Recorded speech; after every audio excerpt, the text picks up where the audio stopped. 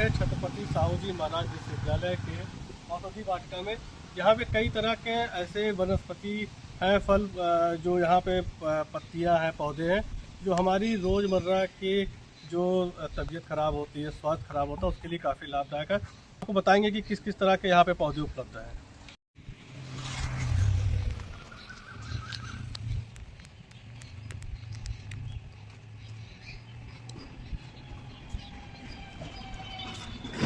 तो खड़े हैं वो, ये एक पेड़ है, उस पेड़ के बारे में बताया जाता है कि आपके जितने भी अगर आपके बीपी बढ़ा हुआ है या आपको अल्कोहल अधिक हो गई है, तो अगर इसको आप सिर्फ 5 मिनट भी पकड़ लें तो आपका बीपी नॉर्मल हो जाएगा।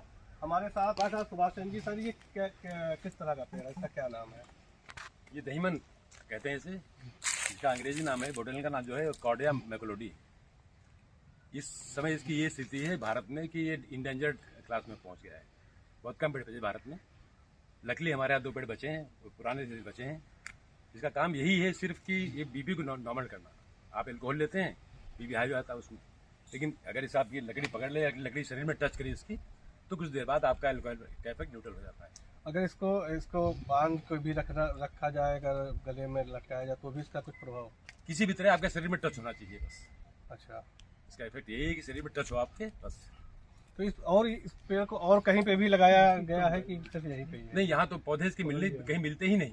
हम लोगों ने बहुत कोशिश कर रहे हैं कि पौधे ढूंढ करके लोगों के लगवाए जाएं किसी यूनिवर्सिटी में, किसी ऐसी संस्थानों में, लेकिन पेड़ कहीं मिल नहीं रहे इसके।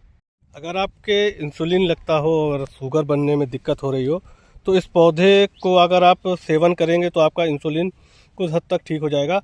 हमारे साथ राकेश मिश्रा नाम है मेरा। सर, ये किस तरह का पौधा है जो इंसुलिन वाला? ये इंसुलिन प्लांट बोलते हैं इसको। जैसे कि ग्लूकोज आपने जनरली देखा होगा, टाइप 1 पेशेंट जो होते हैं शुगर के, उनको खाना खाने से पहले एक इंजेक्शन लेना पड़ता है जिसको इंसुलिन का इंजेक्शन कहते हैं जनरली। तो वो ना लेके अगर आप इसके 2 पत्ते सुबह शाम खाते हैं, 2 पत्ते केवल आपको खाने होते हैं, तो उसमें आपका ग्लूकोज बनना स्टार्ट हो जाता है और आपका खाना आराम से पच जाता है। इसको इंसुलिन प्लांट ही कहा जाता है। अच्छा, तो इससे मतलब लाभ मिलेगा अगर इस्तेमाल करें? ठीक, धन्यवाद। सर, ये क्या नाम है इस पौधे का और इससे ये क्या चीज़ है? इसे हिंदी में बच कहते हैं और इसका वानस्पतिक नाम है एकोरस कैलेमस।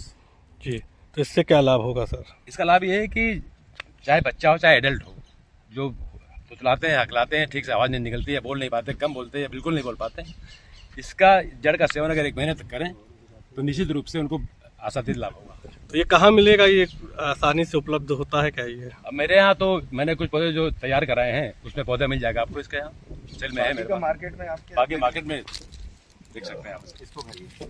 क्या है यहाँ पे तो ये किस तरीके का है सर और किस तरह से मेंटेन किया जा रहा है? हमारे यहाँ औषधि वाटिका को लेकर के काफ़ी सारे अनुसंधान भी हो रहे हैं और पूरे विश्वविद्यालय में लाइफ साइंस का डिपार्टमेंट और फार्मेसी का डिपार्टमेंट, कुछ हद तक केमिस्ट्री का भी डिपार्टमेंट इसके संयोजन में जुड़े हुए हैं और बहुत सारे अनुसंधान कार्य भी इसमें किए जा रहे हैं। आपको पता हो कि आयुर्वेद के हिसाब से हमारे बहुत सारे ऐसे पौधे हैं जिनकी औषधीय प्रवृत्तियों के बारे में अभी हमको जानकारी नहीं है और इस जानकारी को हम लोग साझा भी कर रहे हैं।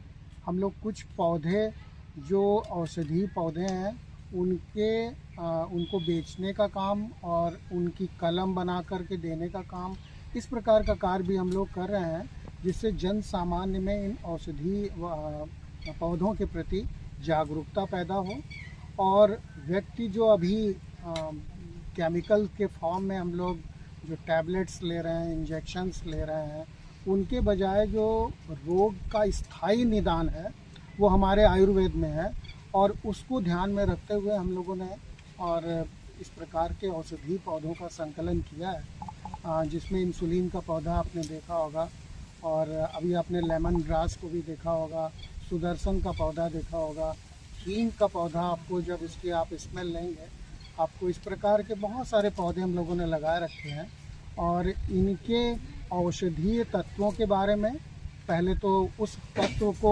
अलग किया जाए और उसके पश्चात एनिमल्स में इनका प्रयोग करके किस प्रकार से हम ब्लड प्रेशर, शुगर, इनको कंट्रोल करने का काम कर सकते हैं। तो ऐसी हमारी स्टडीज़ चल रही हैं लाइफ साइंस और बायोटेक्नोलॉजी में। हमारे पास एक एनिमल हाउस है जिसमें हम लोग चूहों के ऊपर और दूसरे जानवरों के ऊपर इन औषधि तत्वों का क्या असर होता है, इस पर हम लोग बहुत सारे अनुसंधान कर रहे हैं। हमारा फार्मेसी डिपार्टमेंट है, जिनके कोर्स करिकुलम में मेडिसिनल प्लांट्स आते हैं, उनके बारे में भी हम लोग काफ़ी विस्तृत जानकारी एकत्रित कर रहे हैं।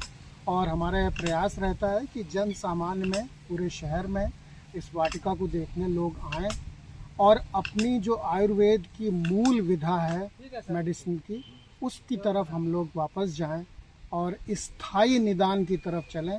हम केवल सिम्टोमेटिक रिलीफ की तरफ न जाएं, रोग के स्थायी निदान की तरफ जाएं। और इसलिए हम लोग आयुर्वेद की तरफ जा रहे हैं।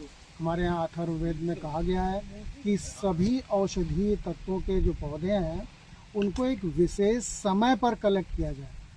उसका समय भी निर्धारित है कि किस समय उस तत्व में सबसे सांद्रण यानी कंसंट्रेशन सबसे अधिक होगा, उस समय उसको एकत्र किया जाए। वो सुबह का समय भी हो सकता है, दोपहर का और शाम का समय भी हो सकता है।